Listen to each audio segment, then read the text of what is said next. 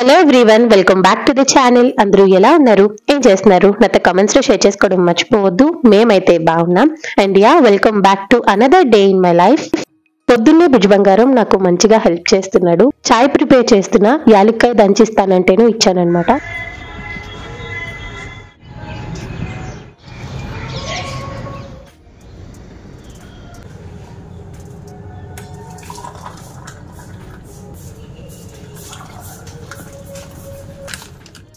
ఇంకిగోండి వేడివేడిగా చాయ్ ప్రిపేర్ చేశాను. ఈ చల్లని వెదర్ లో చాయ్ తాగుతుంటే భలే ఉంటది అబ్బా పొద్దున్నే. ఇంకా ఈ లోపే భుజ్ బంగారం వెళ్ళి ఎగ్స్ తీసుకొచ్చాడు. హాయిగా టీ తాగేసిన తర్వాత లంచ్ ప్రిపేర్ చేద్దాం అనుకున్నాను, కానీ అప్పటికే టైం అయిపోతుంది అనమాట. అందుకనే ఇంకా వంట పని స్టార్ట్ చేశాను. ఫస్ట్ అయితే ఎగ్స్ బాయిల్ అవడానికి పెట్టేశాను. ఈ ఎగ్స్ బాయిల్ అయ్యే లోపు టీ తాగేయాలి.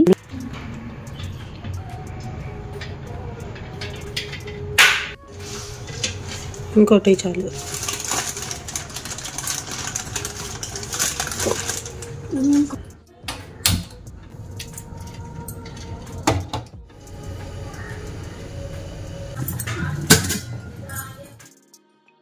అమ్మయ్య, ఇంకా టీ తాగేసిన తర్వాత ఇప్పుడు రిమైనింగ్ వర్క్ స్టార్ట్ చేశాను. ఎగ్స్ బాయిల్ అయ్యే లోపు ఇంకొక సైడ్ ప్యారలల్ గా రైస్ కూడా కుక్ చేస్తున్నా.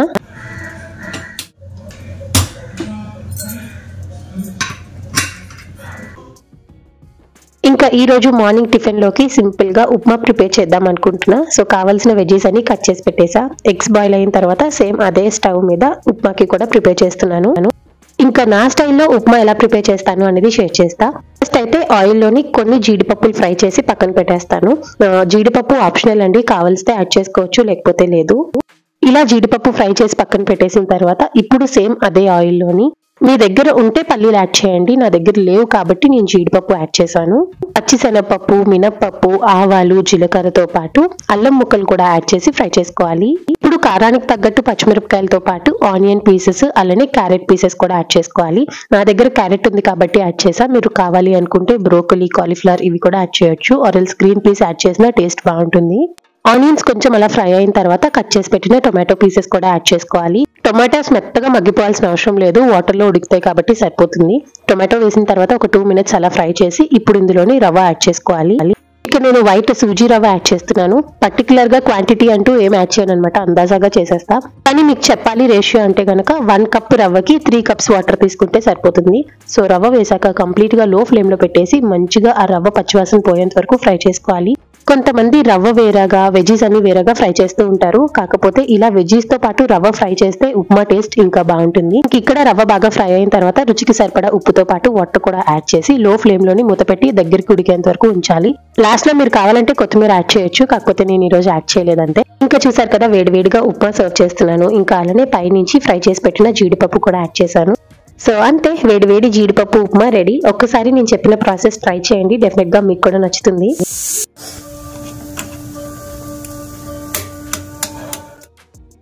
ఇంకా ఈ రోజు టిఫిన్ కి చూసారు కదా, చాలా సింపుల్ గా జీడిపప్పు ఉప్మా ప్రిపేర్ చేశాను. అండ్ లంచ్ విషయానికి వస్తే ఎగ్ టొమాటో కర్రీ ప్రిపేర్ చేస్తున్నాను. రెసిపీ మీతో కూడా షేర్ చేస్తా.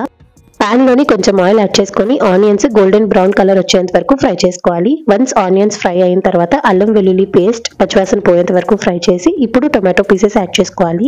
టొమాటోస్ మగ్గడానికి అని చెప్పేసి పసుపుతో పాటు కొంచెం రాళ్ళుప్పు కూడా యాడ్ చేసి అంతా కలిసేటట్టు మిక్స్ చేసి మూత పెట్టేయండి. ఇంకా ఈ లోపు ముందుగానే ఎగ్స్ బాయిల్ చేశాను కదా, వాటికి పీల్ ఆఫ్ చేసేసి ఇలా ఘాట్లు పెడుతున్నాను. అండ్ మీరు కావాలనుకుంటే ఎగ్స్ ని ముందే కొంచెం ఆయిల్ లోని ఉప్పు పసుపు వేసి ఫ్రై చేయొచ్చు. ఎగ్స్ ఫ్రై చేసి కర్రీ చేస్తే ఒక టేస్ట్ ఉంటుంది, కానీ ఇలా ఫ్రై చేయకుండా డైరెక్ట్ గా కర్రీలో వేసి చేస్తే ఇంకొక టేస్ట్ ఉంటుంది. రెండు డిఫరెంట్ గానే ఉంటాయి. మీరు కావాలంటే ఎలా నచ్చితే అలా చేసుకోవచ్చు.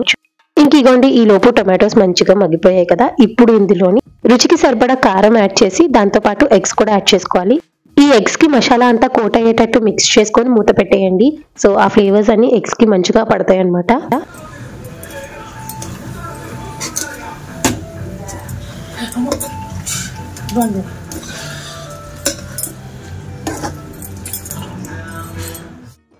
ఇలా ఎగ్స్ అన్ని ఒక 5 minutes ఆ పేస్ట్ లో బాగా ఫ్రై అయిన తర్వాత ఇప్పుడు అసలైన ఇంగ్రీడియంట్ థిక్ గ్రేవీ కోసం అని నేను నిన్న వీడియోలో చూపించాను కదా మసాలా పౌడర్, అది ఒక 1 tablespoon యాడ్ చేశాను. మీ దగ్గర ఆ మసాలా పౌడర్ లేకపోతే నార్మల్ గరం మసాలా అయినా యాడ్ చేసుకోవచ్చు, కాకపోతే గ్రేవీ అంత థిక్ గా ఉండదన్నమాట. సరే, ఇంకా గరం మసాలా పౌడర్ యాడ్ చేసి ఒక 2 minutes అలా ఫ్రై చేసిన తర్వాత ఇప్పుడు ఇందులోని కన్సిస్టెన్సీకి తగ్గట్టు వాటర్ యాడ్ చేసుకొని ఇంకొక 5 minutes కుక్ చేసుకోవాలి. ఒక్కసారి ఈ స్టేజ్ లో ఉప్పు కారం చెక్ చేయండి, సరిపోతే పర్వాలేదు, సరిపోకపోతే అడ్జస్ట్ చేసుకొని లాస్ట్ లో కొత్తిమీరతో గార్నిష్ చేసుకోవడమే. అంతే, వేడివేడి గుడ్డు టొమాటో కర్రీ రెడీ. ఈ కర్రీ మీరు ప్లెయిన్ వైట్ రైస్ తోనైనా సర్వ్ చేయొచ్చు, లేకపోతే any flavoured rice or else chapati, roti, non ఇలా దేంట్లోకి సర్వ్ చేసినా చాలా బాగుంటుంది. ఒకసారి ట్రై చేయండి. ఇంకా ఈ రోజు భుజ్ బంగారానికి అయితే రసం అన్నంతో పాటు ఈ ఎగ్ టొమాటో కర్రీ ప్యాక్ చేస్తున్నాను.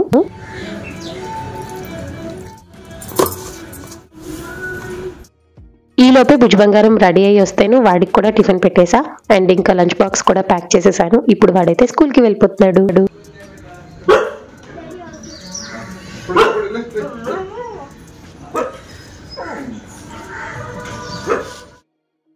ఇలా వాడు స్కూల్కి వెళ్ళిన తర్వాత కొంచెం హడావిడి తగ్గుతుంది, కానీ కంప్లీట్ గా అయితే కాదు. బికాజ్ మా హస్బెండ్ ఆఫీస్కి వెళ్ళాలి, ఆయన కోసం కూడా లంచ్ ప్యాక్ చేయాలి. దానికన్నా ముందు ఫస్ట్ కాకిల్కి అన్నం పెట్టేస్తాను. భుజ్ బంగారానికి అన్నం ఏదైతే ప్యాక్ చేస్తానో అదే కాకిల్కి కూడా పెడతాను అనమాట. లేకపోతేనా నన్ను సావు కొడితే తెలుసా. మా హస్బెండ్ అలవాటు కాకిల్కి ఫుడ్ పెట్టడము, కానీ ఆయన ఆఫీస్కి వెళ్ళిపోతారు కదా, అప్పుడు వస్తాయండి కాకిల్. మధ్యాహ్నం పూట నేను గిన్నెలు కడుగుతుంటే కిచెన్ గట్టు దగ్గర నించొని కిందలెళ్ళి పైదాకా చూస్తాయి. చాలాసేపు అరుస్తూనే ఉంటాయి అన్నం పెట్టేంత వరకు. అన్నం పెట్టిన తర్వాత చక్కగా వచ్చి తినేసి వెళ్ళిపోతాయి. సో నా దగ్గర ఏదైనా వీడియో క్లిప్పింగ్ ఉంటే యాడ్ చేస్తాను చూడండి. ఒక్క కాకి అయితే కాదు, మొత్తానికి 3 కాకులు ఉంటాయి. ఆ 3 కూడా అలాగే సాగొడతాయి నన్ను. నిజంగా మనుషులు చూసినట్టే చూస్తాయి అబ్బా, కింద నుంచి పైదాకా. అండ్ మా హస్బెండ్ ఉన్నారో లేదో అని చెప్పేసి అటు ఇటు మొత్తం అన్ని చెక్ చేసుకుంటాయి. నాకు ఆశ్చర్యం ఏమనిపిస్తుంది అంటే, మా హస్బెండ్ ఇటు సైడ్ కాదు అటు పక్క రండి అని చెప్తే అవి చక్కగా వచ్చి గోడ మీద నించుంటాయి. మరి మనుషుల మాట వీళ్ళకి ఎలా అర్థమవుతాయో నాకు తెలియదు, కానీ మా హస్బెండ్ చెప్పిన మాట మాత్రం ఈ 3 కాకిలకే వినిపిస్తాయి. చూసారు కదా, ఈ 3 కాకులు ఎవరో కాదు, మా మామగారు, మా పెద్దనాన్నమ్మ, చిన్ననాన్నమ్మ అన్నమాట. సో మొత్తం ముగ్గురు తోడు దొంగలే. అది ఒక చిన్న కాకి స్టోరీ అయితే. ఇంకా కాకిలకి అన్నం పెట్టేసిన తర్వాత నెక్స్ట్ ఇగోండి కిచెన్ అంతా గందరగోళంగా ఉంది. ఇదంతా క్లీన్ చేసి మా హస్బెండ్ కి కూడా లంచ్ ప్యాక్ చేయాలి.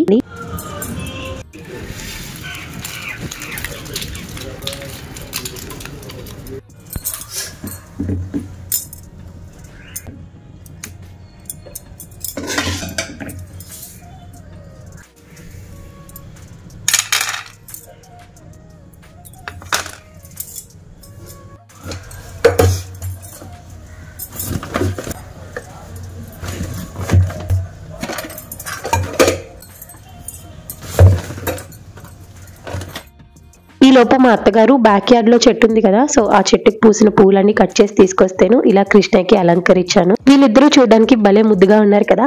లాస్ట్ వీడియోస్ లో ఇది తీసుకున్నానని చెప్పినప్పుడు ఎంత కాస్ట్ అక్క అని అడిగారు. 300 రూపీస్ అనుకుంటానండి. ఇంకిగోండి ఇక్కడతో మార్నింగ్ షోస్ అంతా కంప్లీట్ అయిపోయింది. ఇప్పుడు ఫ్రెష్ అవడానికి వెళ్లే ముందు హెయిర్ ఆయిల్ అప్లై చేసుకుంటున్నాను. లాస్ట్ వీడియోలో చూపించాను కదా వేపాకుతో ప్రిపేర్ చేసిన హెయిర్ ఆయిల్, అదే యూజ్ చేస్తున్నా. మన పాత సబ్స్క్రైబర్స్ ఒక 3-4 ఇయర్స్ బ్యాక్ వీడియోస్ చూసినట్టయితే రెగ్యులర్ గా నేను ఇలా బో వేసుకునేదాన్ని. అక్క ఆ పిల్లకి ఎలాగేసావు, ఏదైనా యూజ్ చేసావా ఆ బో రావడానికి అని అడిగేవారు. అసలు కాదు. అండ్ చాలా మంది మిక్కీ మౌసో మినీ మౌసో అలానే పెట్టుకుంటది అక్క, భలే ఉంది మీ బో అని చెప్పేవారు. ఈ రోజు బో వేసుకున్నప్పుడు అవే గుర్తొచ్చాయి, అందుకనే మీతో కూడా షేర్ చేసుకున్నాను. ఇంకా అప్పటి నుంచి ఫాలో అయ్యే మన సబ్స్క్రైబర్స్ ఎవరైనా ఉంటే కమెంట్స్ లో చెప్పండి. I will be thankful for you, because మీ అందరి సపోర్ట్ ఉండబట్టే ఈ రోజు మేము ఇలా ఛానల్ ఇంకా రన్ చేయగలుగుతున్నాము. సరే, ఇంకా వీడియో విషయానికి వస్తే అలా మంచిగా బో పెట్టేసుకొని ఆ తర్వాత నేను కూడా వెళ్ళి ఫ్రెష్ అయ్యి వచ్చేసా. ఈ లోపు మా అత్తగారికి టిఫిన్ పెట్టేశాను. మా హస్బెండ్ ఆఫీస్ కి కూడా వెళ్ళిపోయారు. ఇప్పుడైతే ఇంకా గిన్నెలు క్లీన్ చేసుకోవాలి. కేజీ ఎంత? 200.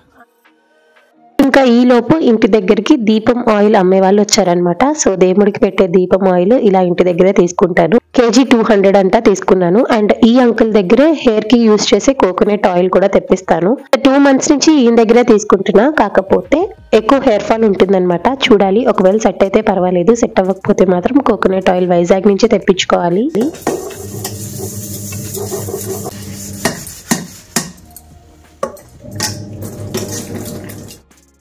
అండ్ ఇంకొక విషయం, ఇలా బాటిల్స్ క్లీనింగ్ ఎందుకు చూపిస్తున్నాను అంటే, మీరు ఫ్రీక్వెంట్ గా బాటిల్స్ వీక్ లో ఎన్నిసార్లు క్లీన్ చేస్తారు కమెంట్స్ లో చెప్పండి. నేనైతే ఈ మధ్య ప్రతిరోజు క్లీన్ చేస్తున్నాను. బికాస్ భుజ్ బంగారానికి మొన్నే నిమోనియా వచ్చింది కదా. It's just viral infection, touch నుంచి కూడా స్ప్రెడ్ అవ్వచ్చు. ఎంత మనం పిల్లల విషయంలో కేర్ఫుల్ గా ఉన్నా ఇలాంటి బాటిల్స్ విషయంలో మాత్రం నేను కొంచెం నెగ్లెక్ట్ చేసేదాన్ని. కానీ ఇప్పుడు ఎందుకులే రిస్క్ అని చెప్పేసి ఇవి కూడా రెగ్యులర్ గా క్లీన్ చేస్తున్నా. అండ్ క్లీనింగ్ కూడా సోప్ కన్నా లిక్విడ్ యూజ్ చేస్తేనే బెటర్. ఎందుకంటే సోప్ ఒక్కొక్కసారి కిందకెళ్ళి సెటిల్ డౌన్ అయిపోతుంది. కాబట్టి లిక్విడే బెటర్ అనిపిస్తుంది. నేనైతే లిక్విడ్ తోనే వాష్ చేస్తా.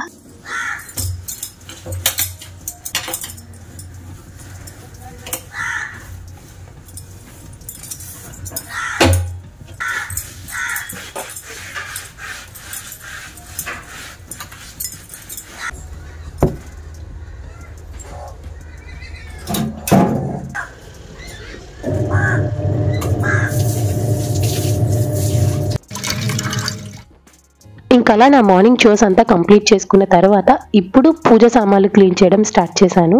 బేసిక్ గా నా దగ్గర ఎక్కువ బ్రాస్ కలెక్షన్ ఉంది. నాకేమో ఈ పూజ ఐటమ్స్ ఎలా క్లీన్ చేస్తారో తెలిసేది కాదు.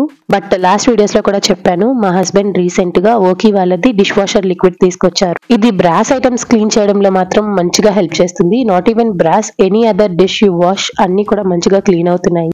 ఫస్ట్ ఏం చేశానంటే కొంచెం వాటర్ లో లిక్విడ్ యాడ్ చేసి ఉన్న ఐటమ్స్ అన్ని కూడా యాడ్ చేసేసాను. అవి ఒక 10-15 మినిట్స్ అలా పక్కకు పెట్టేసా. కొంచెం సేపు ఆ లిక్విడ్ లో నానాయి అనుకోండి, పేరుకుపోయిన డస్ట్ కూడా ఈజీగా క్లీన్ అయిపోతుంది. ఇంకా ఈ లోపు పూజ రూమ్ క్లీన్ చేస్తున్నాను. నేను వీక్లీ వన్స్ మాత్రమే పూజ రూమ్ క్లీన్ చేస్తా, దట్ టు వెన్స్డే. మీకు డౌట్ రావచ్చు, అదేంటక్క ఇందాక నాన్ వెజ్ కుక్ చేసావు కదా, నాన్ వెజ్ కుక్ చేసిన రోజుల్లో పూజ రూమ్ క్లీన్ చేయొచ్చా అని. నేను ప్రెసెంట్ జస్ట్ నాన్ వెజ్, అది కూడా లంచ్ బాక్స్ కోసం అని కుక్ చేశాను, తినలేదు ఇంకా. సో నేనేం చేస్తానంటే ఇలా నాన్ వెజ్ కుక్ చేసినప్పుడు మాత్రం మొత్తం కుకింగ్ అంతా అయిన తర్వాత ఎక్కడికక్కడ అంతా నీట్ గా సాగ్రిగేట్ చేసి పెట్టేసి మళ్ళీ వెళ్ళి ఫ్రెష్ అయ్యి వచ్చిన తర్వాత అప్పుడు పూజ రూమ్ క్లీన్ చేస్తాను, ఆరెల్స్ అప్పుడు దీపం పెడతాను. అంతేగాని నాన్ వెజ్ తింటే మాత్రం అసలు దీపం కాదు కదా, పూజ రూమ్ జోలికి కూడా నేను వెళ్ళను. కుక్ చేస్తే మాత్రం నేను ఫాలో అయ్యే టిప్ ఇది. హోప్ మీకు అర్థమైందనే అనుకుంటున్నా. సో ఇంకా పూజ గట్టు దగ్గర ఈ స్టిక్కర్ అతికించాను కదా, లాస్ట్ టైం చూపించాను. ఈ స్టిక్కర్ వేయడం వల్ల నాకు క్లీనింగ్ ఇంకా ఈజీ అయిపోయింది. జస్ట్ ఒక వెట్ వైప్ తో క్లీన్ చేస్తే సరిపోతుంది అనమాట. ఇంకా అలా మంచిగా వెట్ వైప్ తో క్లీన్ చేసేసి ఆ తర్వాత ముగ్గు కూడా వేస్తున్నాను. ఇలా ముగ్గులు వేసిన తర్వాత పూజ గది ఇంకా కలగా కనిపించింది. మొత్తం పూజ రూమ్ అంతా ఎలా ఆర్గనైజ్ చేశాను అనేది చూపిస్తాను. బ్లాగ్ అయితే కంటిన్యూ అవుతుంది, చూస్తూ ఉండండి. అండ్ నేను మిమ్మల్ని మళ్ళీ కలుస్తా.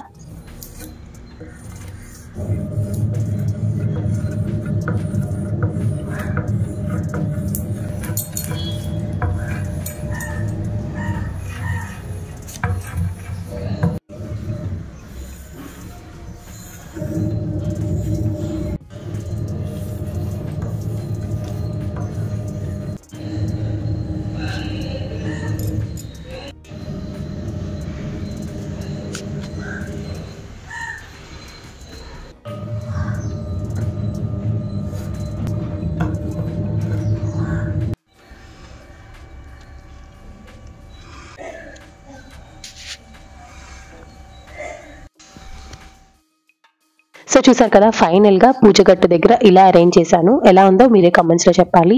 సో మాకు పూజ గది సెపరేట్ గా ఉంటుంది కాబట్టి పూజ గట్టు అంతా క్లీన్ చేసినప్పుడే రూమ్ కూడా క్లీన్ చేసేస్తాను. ఎవ్రీడే పూజ గట్టు క్లీన్ చేయను, కానీ రూమ్ మాత్రం వీక్లీ 2 or 3 క్లీన్ చేస్తా.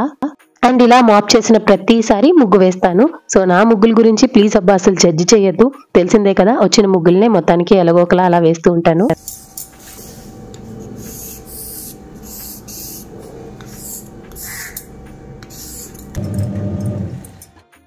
ఇంకా అలా పూజ రూమ్ మొత్తం క్లీన్ చేసేసాను. నెక్స్ట్ అయితే ఇందాక డిష్ వాషర్ లో బ్రాస్ ఐటమ్స్ అన్ని నానబెట్టి పెట్టాను కదా, ఇప్పుడు ఇవన్నీ క్లీన్ చేస్తున్నాను.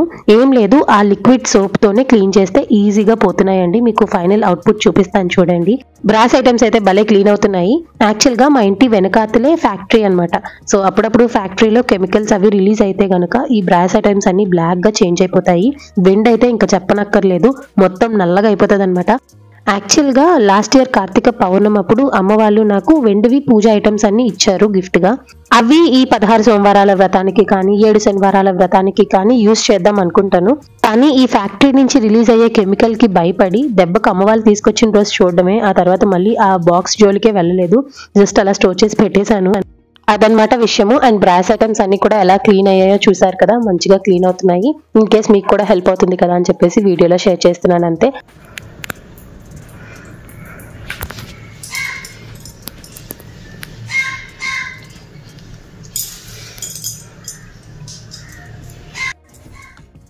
నా ముగ్గులు చూసి ఎవరు భయపడద్దు. అసలే ఇది వైట్ టైల్స్, దాని మీద ఏం ముగ్గేస్తున్నానో ఎక్కడ ఏం చేస్తున్నానో అర్థం అవ్వలేదు. మొత్తానికి ముగ్గు అయితే అలా వేశాను. ఆ తర్వాత పొద్దున్న కోకోనట్ ఆయిల్ తీసుకున్నాను కదా దీపానికి, అది కూడా పూజ రూమ్ లోనే అరేంజ్ చేస్తున్నాను. ఇంక ఇక్కడతో పూజ రూమ్ క్లీనింగ్ అంతా కంప్లీట్ అయిపోయింది. ఈ రోజు దీపం ఏం పెట్టలేదు, బికాస్ అప్పటికి టైం 11:45 అలా అయిపోతుంది అనమాట. ఇంకా నాన్ వెజ్ తిన్నాక ఎలానో పెట్టను కాబట్టి ఈ రోజు అయితే దీపం పెట్టట్లేదు. మళ్ళీ రేపటి నుంచి దీపారాధన చేస్తాను. అండ్ నెక్స్ట్ ఇప్పుడు ఫ్రిడ్జ్ లో ఉన్న ఫిష్ తీసి బయటను పెట్టేశాను. ఏమంటే ఇది ఫ్రై చేయడానికి అని చెప్పేసి. సో చాలా ఎడిటింగ్ వర్క్ అంతా ఉంది, అదంతా కంప్లీట్ చేసుకుని వచ్చేసరికి ఫిష్ కూడా మంచిగా డిమోల్డ్ అయిపోయింది. సో ఇప్పుడు ఈ ఫిష్ ని కొంచెం మ్యారినేట్ చేసి పెట్టేస్తాను నైట్ డిన్నర్ లోకి. ఇది ఒంజరం చేప, ఫ్రై చేస్తే చాలా బాగుంటది. సో మ్యారినేషన్ కోసమని ఫస్ట్ ఒక బౌల్లోని రుచికి సరిపడా ఉప్పు, కారం, కొంచెం పసుపు, ధనియా జీరా పౌడర్ తో పాటు అల్లం వెల్లుల్లి పేస్ట్, ఆయిల్ యాడ్ చేసి అంతా కలిసేటట్టు మిక్స్ చేసుకోవాలి. ఇలా మిక్స్ చేసిన మసాలా పేస్ట్ అంతటిని ఫిష్ కి పట్టించేయాలి. ఇలా మ్యారినేట్ చేసిన ఫిష్ ని ఒక 2-3 అవర్స్ ఫ్రిడ్జ్ లో పెట్టేశాను అనమాట. డీప్ ఫ్రిడ్జ్ లో కాదు, జస్ట్ నార్మల్ ఫ్రిడ్జ్ లోనే. మీకు ఒకవేళ మ్యారినేషన్ టైం లేదు అంటే అప్పటికప్పుడైనా ఈ మసాలాస్ అన్ని పట్టించేసి డైరెక్ట్ గా ఫ్రై చేయొచ్చు. అది ఒక టేస్ట్ ఉంటే ఇలా మొత్తం మ్యారినేట్ చేసి చేసిన టేస్ట్ ఇంకొకలా ఉంటుంది.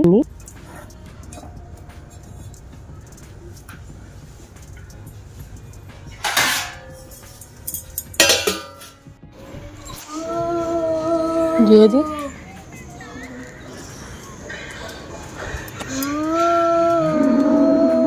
ఏ తప్పు, అది ఎందుకు అరుస్తుందో, దానికి ఏం పెయిన్ ఉందో నీకు తెలుసా?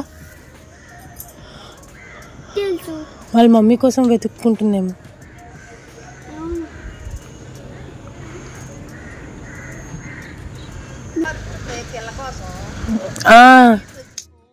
ఇంకిగోండి నా వీడియో పనులు అన్ని కంప్లీట్ అయ్యేసరికి భుజ బంగారం కూడా స్కూల్ నుంచి ఇంటికి వచ్చేసాడు. ఇంకా వాడు రాగానే కాసేపు ఆడుకొని ఇప్పుడైతే హోంవర్క్ చేసుకుంటున్నాడు. అండ్ ఇందాక వియాన్ వచ్చిన తర్వాత కిచెన్ లోని ఫస్ట్ ట్రాక్ అంతా కూడా అరేంజ్ చేసుకున్నాను. ఇగోండి పై షెల్ఫ్ ఉంది కదా, అది గందరగోళంగా ఉండింది. ఇప్పుడు మొత్తం అంతా క్లీన్ చేసేసి కావాల్సిన ఐటమ్స్ మాత్రమే ఆ డబ్బాల్లో వేసి పెట్టాను. ఇలా కిచెన్ అంతా క్లీన్ చేసిన తర్వాత అప్పుడు ఎస్ ఇది నా కిచెనే, నా సామ్రాజ్యమే అనిపించింది. లేకపోతే ఇల్లు గందరగోళంగా ఉంటే ఇంకా చెప్పకండి, నేను క్లీన్ చెయ్యకే పోవాలి. చేస్తే గనక మొత్తం ఇంకా అంతా క్లీన్ చేసేస్తాను. అండ్ ఇటుపక్క కొంచెం క్లీనింగ్ వర్క్ అంతా ఉంది, అదంతా చేసుకున్నాను. వీడియో ఏమీ షూట్ చేయలేదు. ఇంకా వీడియో షూట్ చేస్తే లేట్ అయిపోతుంది. అందుకనే ఇంకా గబగబా ఆ క్లీనింగ్ వర్క్ అంతా కంప్లీట్ చేసుకొని ఇప్పుడు నైట్ డిన్నర్ లోకి ఫిష్ ఫ్రై చేస్తున్నా. ఈ రోజు నేను ఫిష్ ని డీప్ ఫ్రై లాంటిది ఏం చేయలేదన్నమాట. జస్ట్ ఎయిర్ ఫ్రైయర్ లో పెట్టి ఫ్రై చేసేసాను. టేస్ట్ అయితే చాలా బాగా వచ్చింది. ఒకసారి మీరు కనుక ఒంజరం చేప తీసుకొస్తే ఇలా ఫ్రై చేసి చూడండి. దట్టు ఎయిర్ ఫ్రైయర్ లో టేస్ట్ చాలా బాగుంటుంది. అండ్ ఆ రోజు మా హస్బెండ్ ఆఫీస్ నుంచి తొందరగా వచ్చేసారు. ఇంకా ఆయనకి ఏదో ఒక స్నాక్ కావాలంటేను ఫ్రోజన్ సమోసాస్ ఉన్నాయి, అవి కూడా ఇంకా ఎయిర్ ఫ్రైయర్ లో పెట్టేద్దామని చెప్పేసి తీస్తున్నా. మీరు డీప్ ఫ్రై ఐటమ్ ఏది చేయాలనుకున్నా సరే ఇలా ఎయిర్ ఫ్రైయర్ లో పెట్టేసుకోండి. హెల్త్ కి హెల్త్, ఇంకా ఆయిల్ కూడా ఏం యూస్ చేయాల్సిన అవసరం లేదు. నాకైతే ఈ ఎయిర్ ఫ్రైయర్ భలే నచ్చుతుంది. అమ్మ వాళ్ళ ఇంట్లో ఉన్నప్పుడు ఎప్పుడు యూస్ చేయలేదు, కానీ అత్తయ్య వాళ్ళ ఇంటికి వచ్చిన తర్వాత తెగ యూస్ చేస్తున్నాను ఇది. ఇంకా అలా ఈవినింగ్ స్నాక్ గా మంచిగా సమోసా తినేసి ఆ రోజు డేని ఇలా స్పెండ్ చేసాము. అండ్ యా, ఈ వ్లాగ్ ని ఇక్కడతో నేను చేస్తున్నా. హోప్ ఈ వీడియో మీకు నచ్చిందని అనుకుంటున్నాను. వీడియో నచ్చినట్టయితే like, share, comment and please do subscribe to our channel. Don't forget to press the bell icon for more videos. And ఈ వీడియోని లాస్ట్ వరకు చూసిన ప్రతి ఒక్కరికి thank you all so much. So చూసారు కదండి, ఇది ఇవాల్టి వీడియో. మళ్ళీ నెక్స్ట్ వీడియోలో కలుద్దాం. అంతవరకు టేక్ కేర్ అండ్ బాయ్.